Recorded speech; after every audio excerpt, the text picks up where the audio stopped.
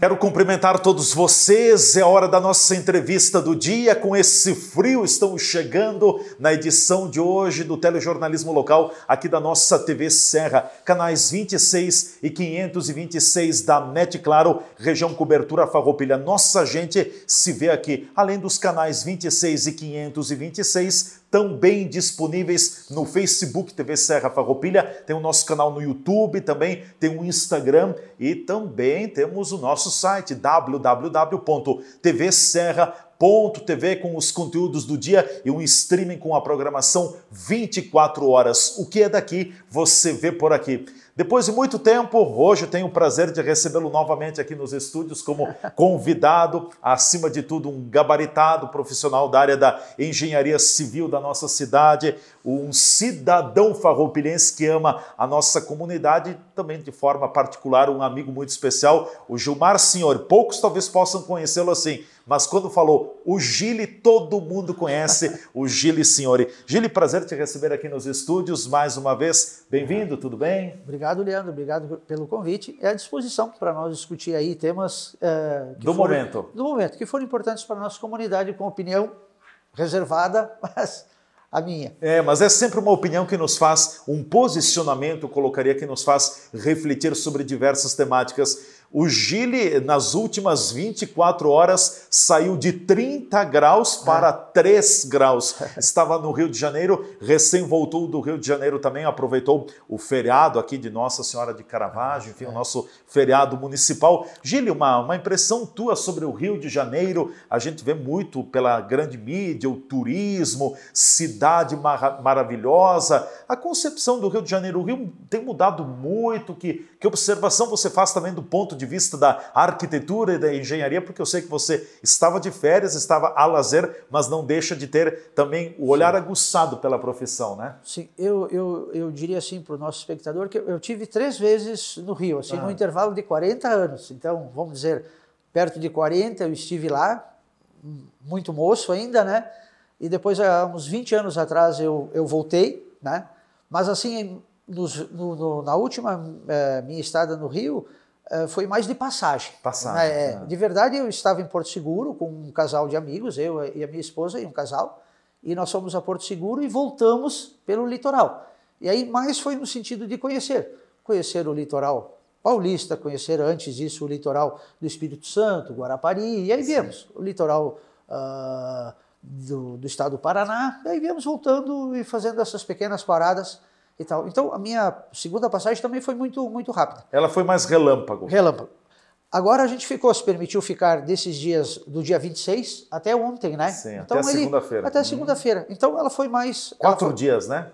Foram 4 dias, foi muito proveitoso, porque o tempo lá estava ótimo, nós realmente perseguimos temperaturas aí perto dessas, dos 30 graus, né?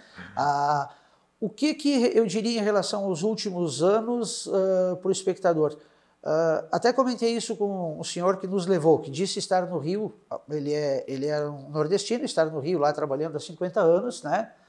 E eu disse que se eu fosse o prefeito ou as autoridades, eu investiria mais em mudar a imagem do que efetivamente, às vezes, o que a mídia publica, e aí é normal isso, porque publica o que dá errado, publica o arrastão, publica as mortes, né?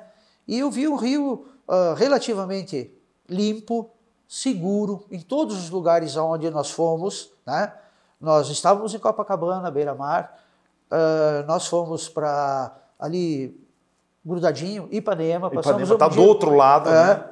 Passamos um dia em Ipanema, fomos um dia para Barra da Tijuca. Também, certo. Ou seja, os lugares mais point ainda, onde normalmente quem visita, né, vai. Passamos um dia visitando os pontos turísticos mais tradicionais. Cristo Redentor esteve lá, o Bondinho. Estivemos lá num outro point que eles chamam hoje, que é um aquário, é o Aquário Rio, é um lugar, tem realmente para quem gosta, por exemplo, de peixes e muito show. Nesse mesmo ambiente tem a maior roda gigante da América Latina, está lá instalada, funcionando. Então, coisas assim, o Rio vai se renovando. Arcos da Lapa, coisas assim, onde o turista normalmente a gente foi. Tudo muito caro no Rio de Janeiro? Eu diria assim, é um pouco caro para um turista, porque como a gente não se desloca por meios mais normais. Sim. Metrô, o metrozinho de superfície lá que tem uma sigla, o BRT, e isso daria um transporte muito, muito mais econômico, né? Mas, como sempre, qual é a tua segurança, né? Estar pouco tempo lá significa o quê? Que tu precisa ser o mais célere em quase aproveitar tudo. O máximo aproveitar possível. o máximo, então significa ir ou de Uber ou de táxi, né? Mas eu não vi nada exagerado, nem na alimentação, nada, né? Diria o que mais? Os lugares onde nós estivemos, todos, qualquer pessoa que for fazer no hotel, o táxi, o Uber, todos eles, a pessoa que faz o passeio, eles vão dizer assim: evite exposições. Claro. Evite dar chance para o azar. Evite celular exposto, evite braceletes, evite cordões dourados, evite essas coisas. Essas coisas normalmente chamam a atenção, né? E as águas de Copacabana? Boas? Boas, frias. Frias. O mar, eu tive também com meus parceiros de viagem, o Jerônimo e a Josi, nós estivemos em Búzios há uns anos atrás, né? Mas as águas geladas. Que é o mar gelado em Búzios. É o mar gelado. Búzios e o Rio não é diferente.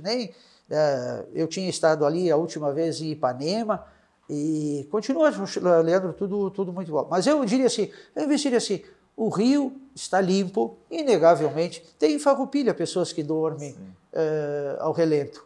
O Rio tem regiões mais históricas.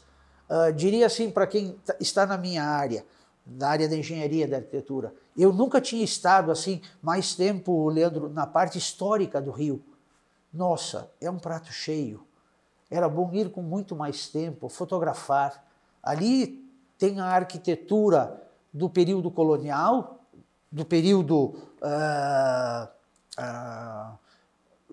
da presença do Império, imperial, lá ali com os prédios... Início da colonização, né? E hoje tu tem os prédios modernos, né? Ali tu tem uma arquitetura... É um choque, né? Um choque. E eu diria que isso eu acho que é até uma regra para quase todos os países que foram colonizados por europeus, né? Seja de origem espanhola, seja de origem portuguesa, né? Ali tu tem aqueles prédios robustos, com uma arquitetura forte, paredes, alvenarias, fachadas decoradas, e do lado um prédio espelhado, né? Extremamente revestido de vidro, né? Totalmente vidraçado, espelhado, né? Acho que chama pele de vidro. Uma pele de vidro, sim. Então fica essa dualidade. Se a gente pegar, por exemplo, a própria orla de Copacabana, muito menos, mas ela também concentra ainda algumas construções mais históricas, não tanto quanto você pontua, mas também ela coloca muito dessa modernidade na construção, mas numa proporção menor, é bem verdade. Na particularidade, nós estávamos num hotel, Olinda, o nome do hotel, é Copacabana, ali perto do posto 3. Aí nos disseram que esse hotel ele foi edificado em 1949, Leandro, para receber a Copa do Mundo de 1950, que foi a Copa do Brasil, né? Feita aqui. O Brasil perdeu para o Uruguai no Maracanã. O Maracanaço, né? Lá, 2-1 lá. Mas o hotel, ele está tombado, fachada não pode ser mexida. Então, onde é que o engenheiro deu uma observada nisso? A porta de acesso, ela é uma porta de cobre, que está ali já com a marca dos, vamos dizer assim, 70 anos de uso. Do tempo, né? Com o azinabre ali tomando algumas coisas onde o cobre fez reação química ali e tal, né? Mas aí ela pode ser restaurada, mas ela não pode ser trocada por algum material mais moderno do que esse que hoje que o mercado tem, seja lá o alumínio e tantas coisas, anodizações e tal. Então tem esse charme também, né? Eu, como bom observador, vi, poxa, mostrei para o Jerônimo assim, olha aqui, Jerônimo, tu não vê sacadas. O que eu diria? As sacadas existiam, mas eles observaram que é melhor fechá-las. A maresia e tudo mais traz prejuízos para isso, né?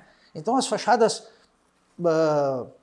contrastam alguns prédios bastante modernos com aqueles tradicionais, mas ainda muito rígidos, muito bem conservados. Com certeza. Bom, o Gili saiu de uma segunda-feira de 30 graus no Rio de Janeiro, praticamente, para 3 graus aqui em Farroupilha nesta terça-feira. Vamos voltar para Farroupilha, já que tu estás aqui em Farroupilha. Eu queria te provocar também, porque tem sido um tema muito presente na cidade de Farroupilha nas últimas semanas, a questão da limpeza urbana, da coleta do lixo. Tem muitas pessoas que estão reclamando de que os containers estão abarrotados, a coleta não está boa, a limpeza não está boa. Com o teu olhar mais da engenharia também, como é que tu estás vendo a cidade no momento? Ela carece de um tratamento melhor? Realmente tem pontos a serem melhorados na questão da coleta, da destinação dos resíduos produzidos pelos farroupilenses? Eu vou fazer uma crítica e ela não será em relação a esta administração, Leandro.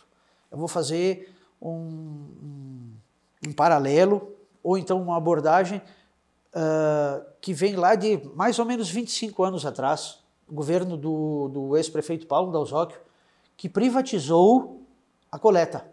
Aí quando veio a empresa, que a época... CleanSul. A CleanSul. A Clean é que privatizou, nós tínhamos o sistema de coleta municipalizado, né? Muito comum.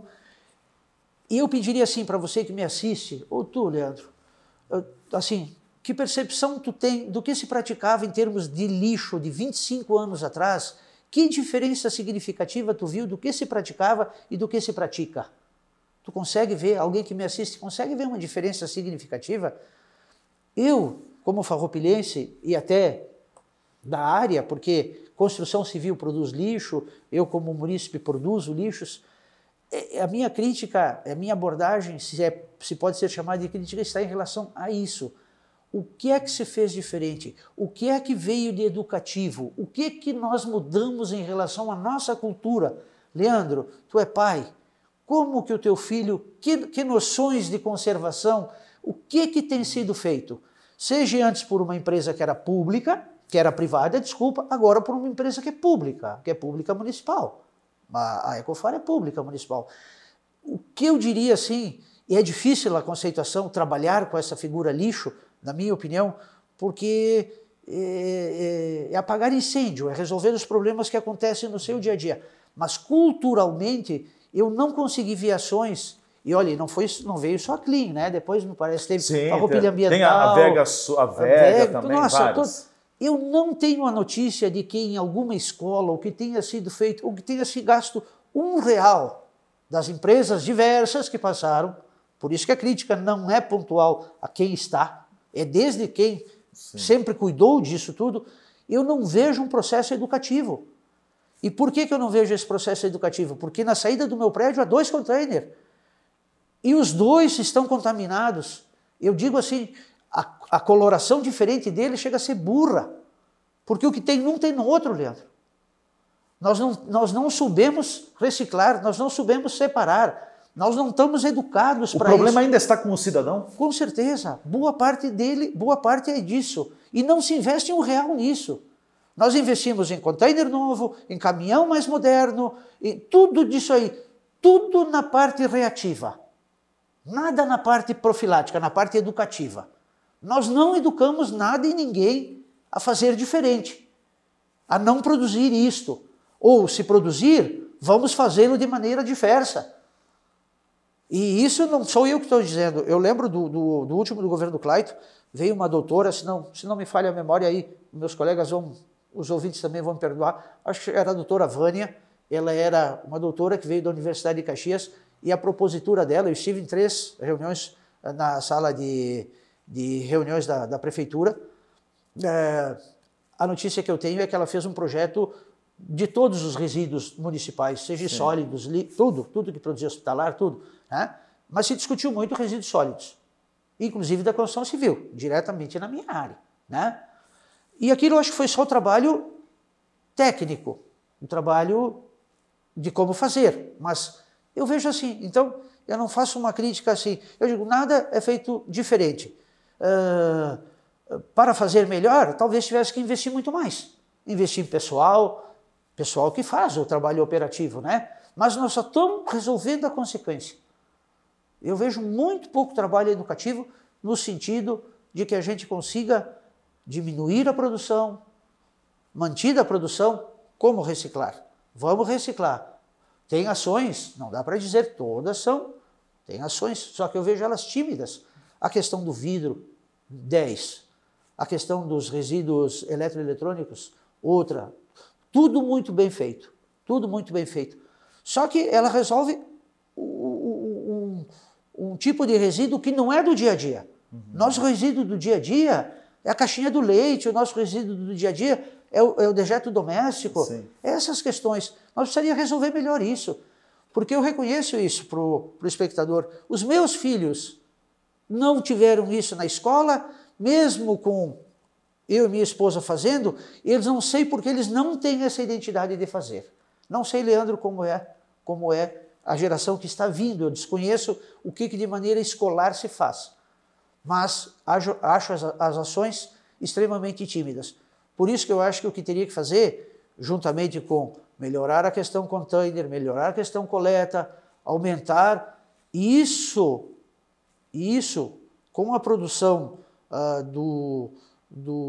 da tua conceituação, de como tu enxerga, tu passar a ser um crítico e fazê-lo em casa, para depois exigir que se faça de maneira pública. Eu acompanhei nesta segunda-feira, teve uma reunião, almoço no Cindy Lojas Farroupilha, a secretária de Planejamento e Meio Ambiente, Cristiane Girelli, foi a convidada, juntamente com o secretário de Gestão e Governo, Rafael Portolan Coloda, estiveram falando sobre a pauta era a limpeza urbana, né? Coleta do lixo e tudo mais. E alguns lojistas, Gili, chegaram a sugerir de que o município venha a abandonar o sistema de containers para a coleta do lixo. Diz que o container gera um aspecto feio na cidade, não fica bonito, que teria que ter outra forma. Eu queria te ouvir sobre essa...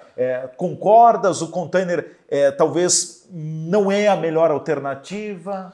Eu não tenho um conceito formado sobre isso, Leandro, mas eu diria assim, ó, a gente não precisa inventar o relógio. O relógio já foi inventado. A gente não precisa inventar a roda, então. Existem municípios com muita população muito superior à nossa, com problemas muito mais graves que o nosso, e que têm resoluções alternativas.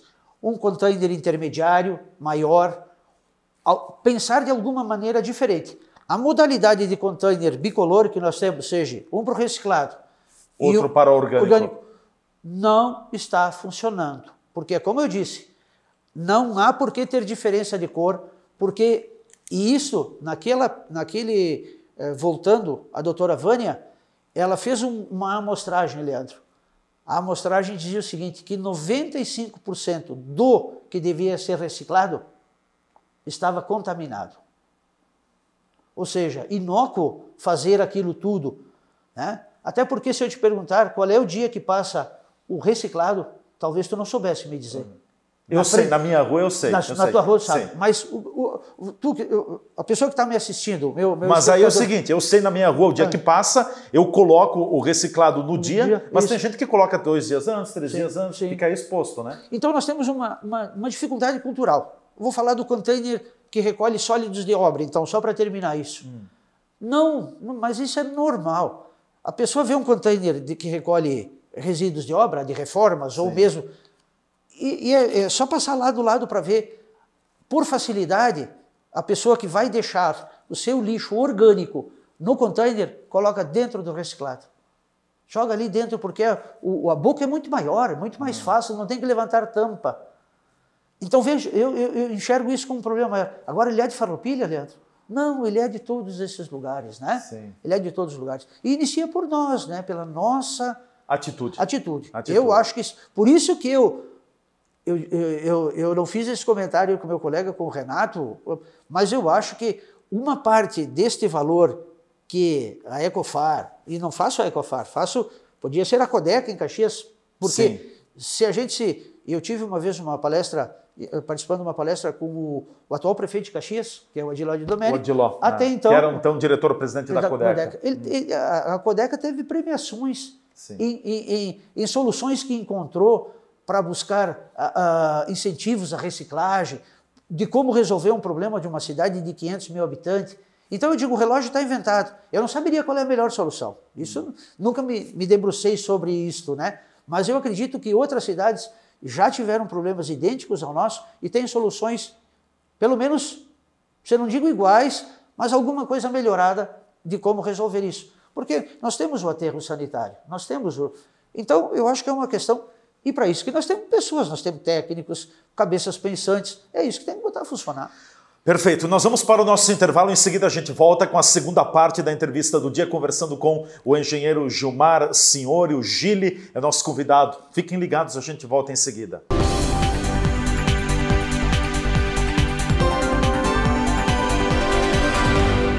O Posto Camino de Farroupilha tem tudo para você e para o seu veículo. Gasolina comum, gasolina aditivada, gasolina Dura Mais, diesel S10, diesel S500, serviço de troca de óleo, palhetas para o seu para-brisa e loja de conveniência, com as bebidas na temperatura ideal para matar a sua sede. Nosso atendimento é diferenciado e prima pela qualidade para seu veículo e atenção ao cliente. Além de tudo isso, temos uma excelente qualidade de combustível em Farroupilha, proporcionando um ótimo rendimento e desempenho ao seu motor. E todo sábado, o Posto Camino faz a tradicional promoção de gasolina com um dos melhores preços da cidade. Posto Camino, na esquina da Rua Barão do Rio Branco, com Coronel Pena de Moraes. Aqui é o caminho do melhor combustível e do melhor preço. Estar perto do comércio e o pequeno produtor, o futuro pra valer, de união com mais amor. É minha cidade que vejo crescer, a felicidade a poucos metros de você. Valorize o que é daqui, Farroupilha caminhando pro futuro mais feliz. Viva Farroupilha, viva e descubra Farroupilha. Uma iniciativa Cindy Lojas Farroupilha. A Borfar Seguros tem tudo o que você precisa para ter uma vida segura e tranquila. Aqui você encontra todos os tipos de seguros para proteger seus bens e seu patrimônio. Nossa equipe é altamente preparada para lhe oferecer o que tem de melhor no mercado. E além da linha completa de seguros, a Borfar também tem linhas de financiamentos e de consórcios. Venha conversar conosco e juntos iremos buscar sempre o melhor para você. Borfar, Avenida Júlio de Cacilhos, 1325 Centro, fones 2628-2200, WhatsApp 54991469446.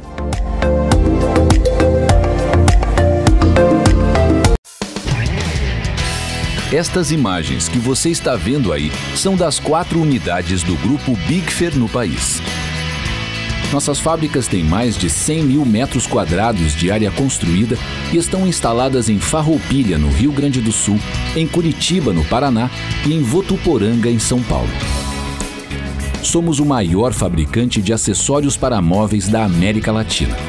Produzimos mais de 10 mil itens que atendem aos mercados moveleiro, metal mecânico, linha branca, metais sanitários e supermercadista no Brasil e no exterior. Temos frota própria, o que agiliza a entrega dos produtos de nosso catálogo para clientes de todo o território nacional. Estamos andando no caminho certo.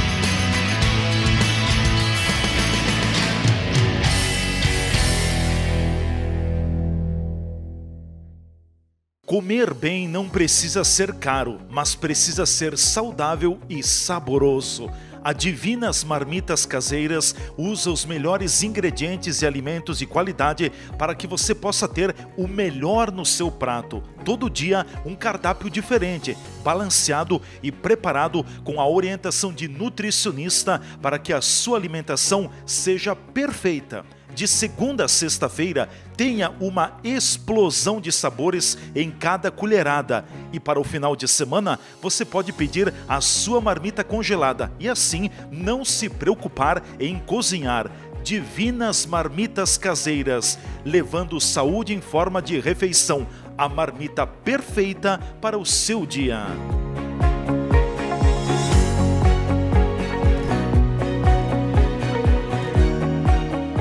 A Bitcoin está pique recém-solteira. Mudou o status, apagou as fotos e tá exalando liberdade por aí. Agora ela não se apega mais, Pode vir positivo ou negativo, que o coração tá aceitando todo mundo. Se joga nessa nova fase sem consulta ao SPC e Serasa. Nós queremos estar conectados com você independente de qualquer coisa. Já pode avisar que a mãe Bitcoin tá on e roteando para negativados também. Vem pra cá, chame no WhatsApp 98402-3364. Existe o consumismo e o consumo consciente. Existe o individualismo e a cooperação. Para tudo existe alternativa. Nós somos o Sicredi, uma alternativa que alia suas necessidades financeiras com a economia local, a educação e o desenvolvimento das regiões em que atuamos. Que valores tem o seu dinheiro? Escolha o Sicredi, onde o dinheiro rende um mundo melhor.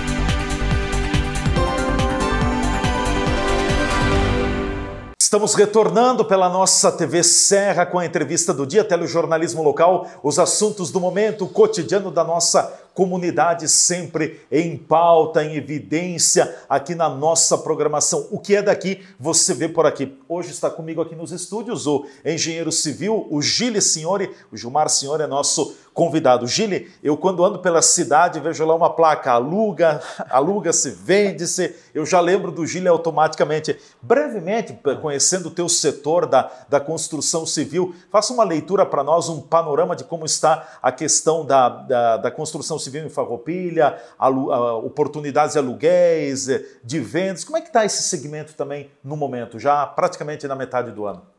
Eu acho que ele não mudou muito, Leandro. Inclusive, o mercado locatício, né? Que eu sempre digo que é o termômetro, né? Porque se há demanda locatícia, em seguida haverá demanda para as vendas, para as comercializações, aquisições e tal. O que a gente observou? E é a minha leitura. A gente vive um ano instável, eleitoralmente complexo, né? As questões políticas sobressaem, a economia vem de reboque. Um ano nervoso. Um ano nervoso. Tenso. Questões secundárias como a guerra Rússia-Ucrânia, que Sim. traz reflexos para nós, a instabilidade na questão dos valores do combustível. Alta da inflação também? A alta da inflação. E a alta da inflação para a construção civil, ela é bastante maléfica por dois motivos. Ela é corrosiva? É corrosiva. É a minha leitura. Mesmo durante a pandemia, e eu acho que até a gente comentava da última vez que eu estive aqui, uma elevação dos valores de insumos muito básicos para a área da construção. Basicamente três, daria para dizer. Aço, puxando essa fila, o primeiro vetor, todos os derivados de PVC, que hoje o mundo é plástico, muito PVC, e os derivados do cobre. Eles seriam a área de fios e tudo que envolve a área elétrica. Então, a área bruta, aço, a área elétrica e a área hidráulica, isso puxou o custo da construção civil do penúltimo ali de INCC, quase, Leandro, na faixa de 15%. Isto para os valores comparativos com valores que o mercado remunera, O mercado remunera muito baixo, ou remunerava até bem pouquinho atrás um mercado muito baixo. O que a gente notou agora? Um pouco pela aceleração ainda da minha forma de ver modesta da inflação, porque ela persegue 2 dígitos e isso está saindo da unidade para o primeiro 2 dígitos, na faixa de 10%, mas há investimentos financeiros ativos atraentes. Aquele investidor que viu o dinheiro praticamente estagnado está vendo, depois de bastante tempo, pequenos ganhos. Então, naturalmente, a construção civil fica num plano secundário como investimento.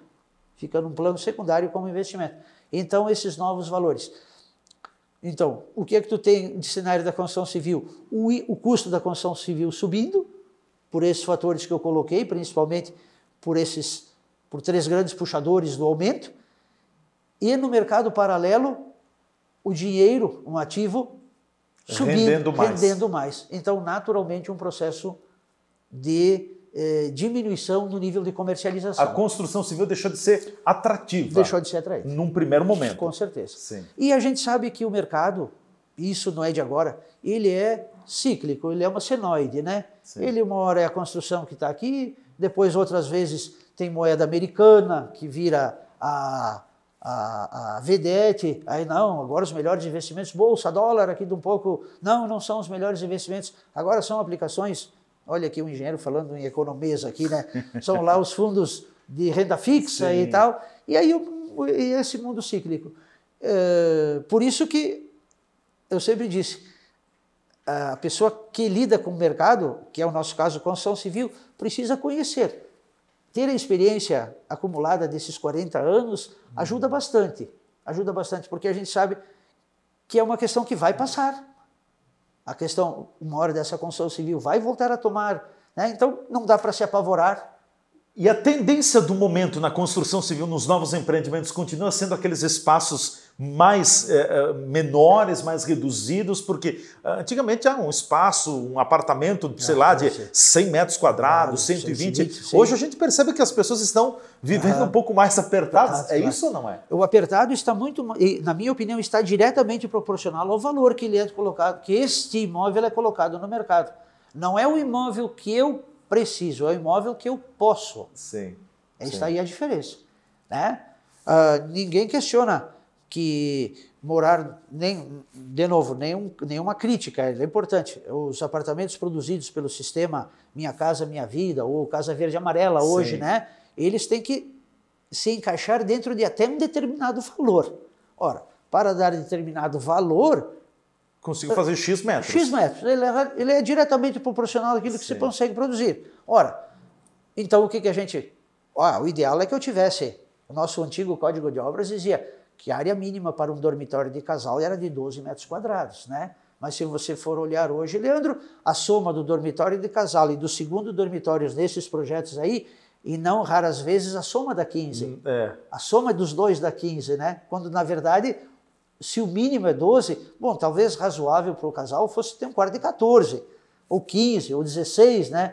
Mas hoje 16 é a soma dos dois. Então há nitidamente um comportamento muito mais de aceitação daquilo pelo valor que eu posso empenhar, seja do processo de financiamento ou daquilo que eu economizei durante algum tempo, né? Mas é muito mais por isso. Agora, inegavelmente, o imóvel que hoje é o que tem mais aceitação no mercado, é aquilo que eu falo, é um 2 quartos suíte, 2 quartos com suíte, né, o dormitório do casal, e hoje com os espaços que eu chamo de ambientes integrados, estar, jantar, ausência de sacada, um living estendido, coisas dessa natureza. Só que, claro, esse imóvel esbarra um pouco no valor que ele vai ser colocado no mercado. Eu estou rindo aqui porque o Gil deve lembrar, eu estava recordando da minha avó também, as casas antigamente no interior eram grandes, eram 4, 5 quartos e quartos grandes, e aí tinha a cozinha, tinha a sala de jantar, tinha a sala de visitas, era peça, e eram salas grandes, né, Gil? Até porque se tinha uma prole, a gente se permitia, né?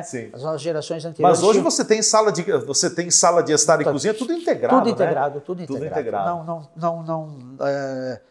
É um novo conceito. Sim. E ele é um pouco diverso daquele que aconteceu uns 40 anos atrás, quando eu estudava, me formei, porque isso era uma coisa que dependia um pouco da cultura. E nós tínhamos cultura de, por exemplo, de ter cozinha, que era um conceito diferente. Se for pensar em grande Porto Alegre, raríssimos apartamentos tinham cozinha grande. Todos tinham o hábito de ter uma cozinha diminuta com ambientes de estar e jantar. Com Show. certeza. Nós aqui não, nós costumávamos jantar na cozinha, então é uma conceituação diferente. Cozinha mais ampla. E hoje os ambientes se integraram ainda com os ambientes de estar. As divisões dos ambientes acontecem, mas não mais por parede, e sim por ambientes naturalmente criados, com mobília e alguma coisa. E talvez também o que eu aprendi lá é que nas regiões frias ensejava-se peças mais compartimentadas. Mas com os adventos hoje, seja de calefação, estufa, splitter. Hoje nós temos uma situação de facilitação de conforto térmico que até bem pouco tempo atrás só se tinha notícia do fogão a lenha ou da lareira, né? Eram as notícias que se tinha. Com certeza. Gili, para a gente encaminhar, tem um assunto que eu quero te ouvir também. Eu tenho observado muito, e não sou contra a crítica quando é uma crítica construtiva, mas eu estou muito preocupado e isso me causa um certo mal-estar, porque hoje muitas pessoas, vejam bem, eu não estou generalizando, mas muitas pessoas têm o prazer de criticar para destruir, para afetar a dignidade da pessoa. Leiam, deem uma olhada nas redes sociais, no Facebook, por aí afora, e vocês vão ver como tem crítica exagerada. Não, eu não concordo, mas eu tenho que destruir porque eu não concordo. Não é por aí. Eu posso discordar do Gili, mas eu vou ter uma crítica construtiva, jamais ofender a pessoa dele. Tu achas que as pessoas... Tem casos que as pessoas estão exagerando e levando a crítica pelo lado pejorativo, pelo lado muito pessoal, Gili? Tenho visto isso. Eu sempre disse isso, que a crítica boa, a crítica construtiva, ela é a crítica que move a gente, que faz a gente... Que nos faz crescer. Faz a gente melhorar. Quer seja como profissional, como cidadão, como um pai de família. E eu nunca vi isso com um efeito negativo. Quando ela é feita desse jeito, né? Te chama de lado,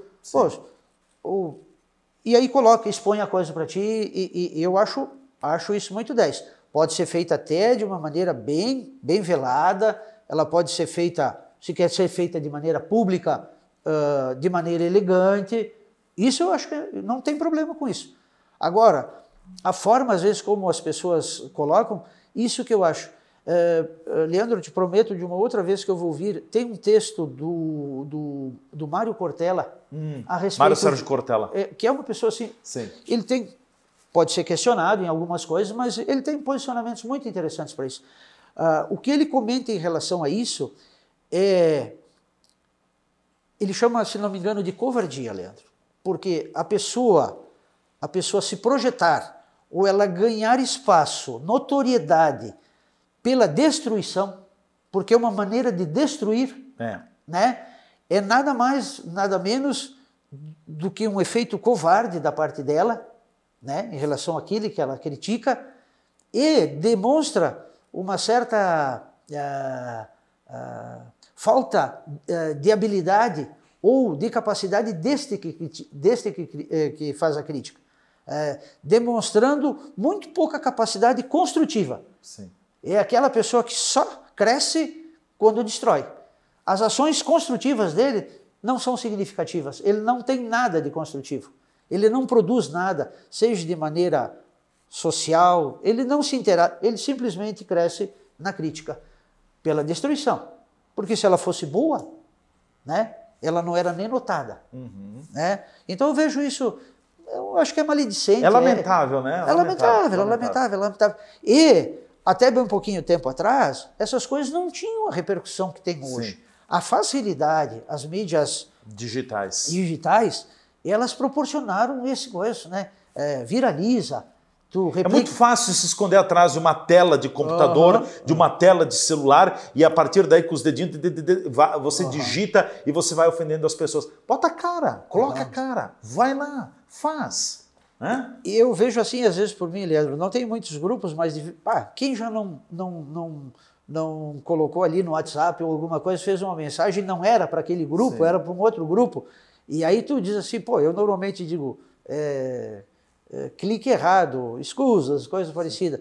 E aí já vem um monte de coisa assim, não, mas eu sei o que tu escreveu ali, e não sei o quê. E aí, pá, grande mensagem, já vem do teu próprio grupo, uma crítica que está no teu grupo, são pessoas que tu conhece, são pessoas... Agora imagina quando está exposto para aquele que tu não conhece, né?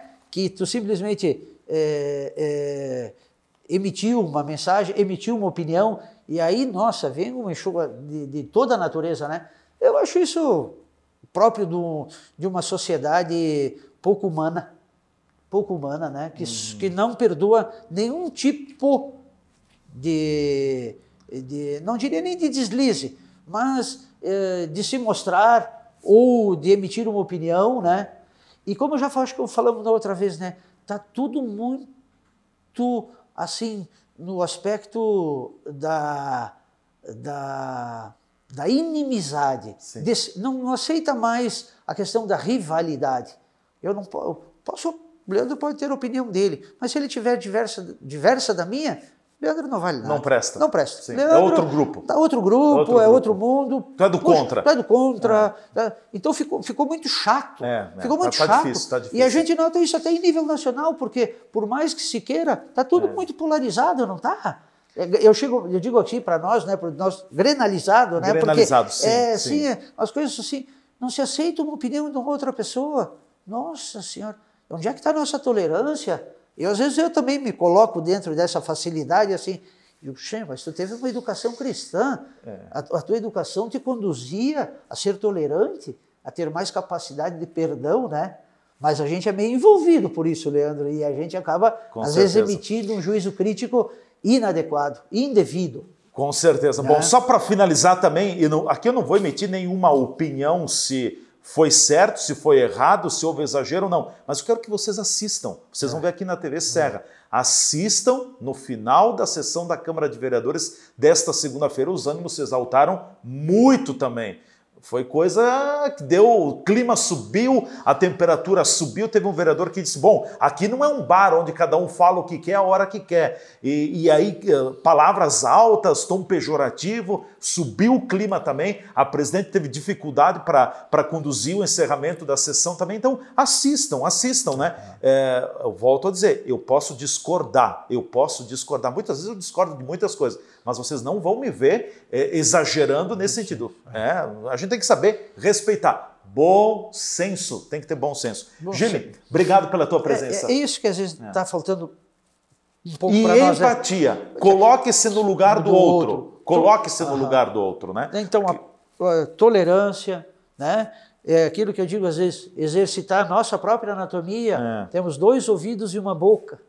Vamos ouvir melhor. Verdade. Fazer um juízo primeiro, não, né, aquela questão de retrucar do ato contínuo, né, que é isso que às vezes acontece. Eu vou colocar aqui uma frase em italiano, o Gili vai entender, claro, eu até concordo em parte, hoje em parte eu discordo, mas o meu falecido avô, que teria quase 100 anos, se estivesse vivo, eu sempre ouvi ele dizendo assim, tazer se la jamais balhada. Ou seja, ficar quieto a gente nunca errou. Claro, acho que a gente não pode ficar sempre quieto também, né? Mas mais ouvir do que falar, né? Com certeza. Porque se aquilo que tu vai falar, renovo, não constrói nada, tu não tem certeza, pensar 2 vezes, né?